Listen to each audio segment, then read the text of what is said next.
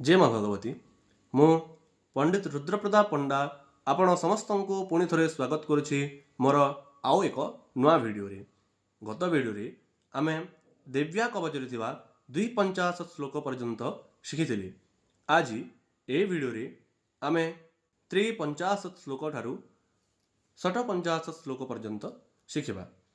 तेणु channel T को subscribe करी पाखरे थिबा बेल आइकन को ऑल रे प्रेस कर दियंतु, जद्वारा आमर एही प्रकार समस्त वीडियो आपणक निकट को पहुँची जिवो ओ वीडियोटी को अनेक मात्रा रे शेयर करी लाइक करंतु। देरी न करी चलंतु शिखिबा दिव्या कवच रे थिबा 350 श्लोक को।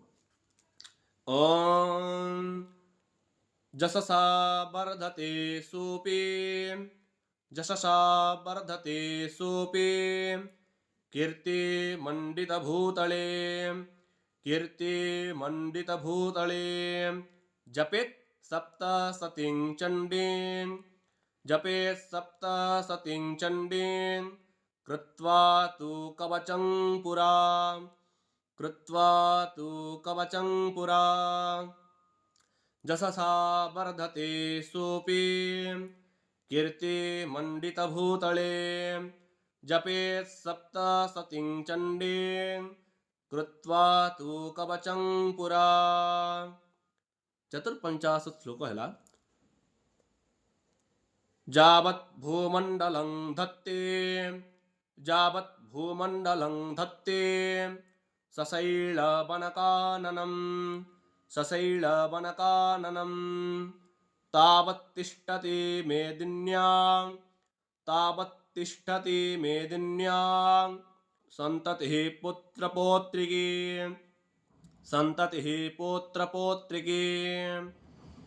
जावत् भूमंडलं धत्ते सशैलवनकाननं तावत् तिष्ठति मेदिन्यां संततिः पौत्रपौत्रिकी।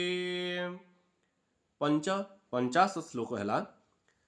देहान्ते परमं स्थानं देहान्ते परमं स्थानं जत्सुरैरपि दुर्लभं जत्सुरैरपि दुर्लभं प्राप्नोति पुरुषो नित्यं प्राप्नोति पुरुषो नित्यं महामाया प्रसादतः महामाया प्रसादतः। देहान्ते परमं स्थानं जत्सुरैरपि दुर्लभं प्राप्नोति पुरुषो नित्यं महामाया प्रसादतः। 56 श्लोक है। लभते परमं रूपं लभते परमं रूपं शिवेन सह मोदते शिवेन सह मोदते शिवेन सह मोदते। लभते परमं रूपं शिवेन सह मोदते। जय जय श्री दिव्या कवचं श्री जगदम्बा अर्पणमस्तु। तेणु दिव्या कवच आमर संपूर्ण है। पुणी आउ एक नुआ भिडियो रे आमे चंडीपाठ रे थिबा अर्गला स्तोत्र को शिखिबा।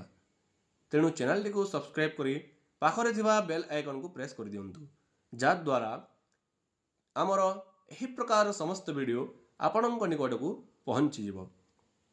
जय माँ भगवती।